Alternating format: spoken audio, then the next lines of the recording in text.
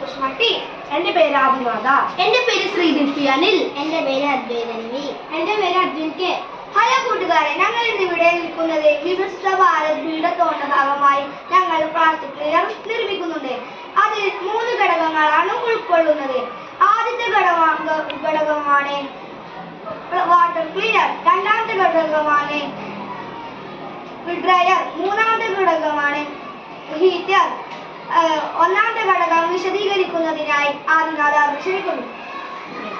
ഞാൻ ഇന്ന് പറയുന്നത് വാട്ടർ ക്ലീനറിനെ കുറിച്ചാണ്. വാട്ടർ ക്ലീനർ ഉണ്ടാക്കാൻ വേണ്ടി കുറച്ച് കാർഡ്ബോർഡുകളും ബോട്ടിലിന്റെ കഷ്ണങ്ങളുമാണ് വേണ്ടത്. മാലിന്യമായ ബോട്ടിലിനെ വാട്ടർ ക്ലീനറിന്റെ ഉള്ളിലേക്ക് വിടുന്നു. അപ്പോൾ തന്നെ മാലിന്യമായ ബോട്ടിലിനെ കഴുകിക്കളയുന്നു. രണ്ടാമത്തെ സ്റ്റെപ്പ് വിവരിക്കുന്നതിനായി ശ്രീധരനെ ക്ഷണിക്കുന്നു. ഹലോ, ഇതാണ് നമ്മുടെ രണ്ടാമത്തെ സ്റ്റെപ്പ്, ഡ്രയർ. ഈ ഒന്നാമത്തെ സ്റ്റെപ്പിൽ നിന്ന് കഴുകി വരുന്ന ബോട്ടിലിനെ ഈ രണ്ടാമത്തെ സ്റ്റെപ്പിൽ കൂടി ഉണക്കുന്നു. ഇത് ഉണ്ടാക്കാൻ എടുത്തത് ഒരു കാർഡ്ബോർഡ് ബോക്സും 2 മോട്ടറും 2 ബാറ്ററിയുമാണ്. മൂന്നാമത്തെ സ്റ്റെപ്പ് പറയുന്നത് അദ്വൈതാണ്. ഇതാണ് ഹീറ്റർ. ഡ്രയർ ഉണക്കിയ ബാക്കിയുള്ള വെള്ളത്തെ ഹീറ്റർ ഉണക്കുന്നു.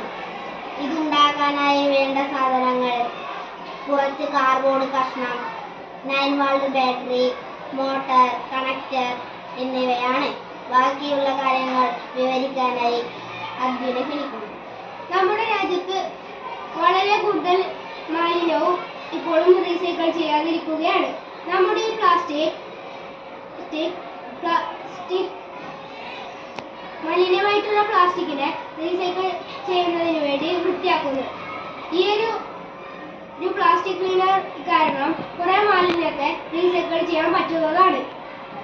നമ്മുടെ രാജ്യത്ത് വേറെ കുറച്ച് ശതമാനം പ്ലാസ്റ്റിക് ആണ് റീസൈക്കിൾ ചെയ്യുന്നത്. അതിന് ഒരു കാരണമാണ് പ്ലാസ്റ്റിക്കിന്റെ വൃത്തിയില്ലായ്മ. ഈ മിഷനിലെ കൂടി നമ്മുടെ ചുറ്റുപാടുമുള്ള പ്ലാസ്റ്റിക് ഒക്കെ വൃത്തിയാക്കി നമുക്ക് റീസൈക്കിൾ ചെയ്യാൻ കൊടുക്കാവുന്നതാണ്. റോഡുകളിൽ വലിച്ചെറിയുന്ന പ്ലാസ്റ്റിക്കുകൾ ഞങ്ങൾ എടുത്ത് റീസൈക്ലിംഗ് ചെയ്ത് വയ്ക്കുന്നു.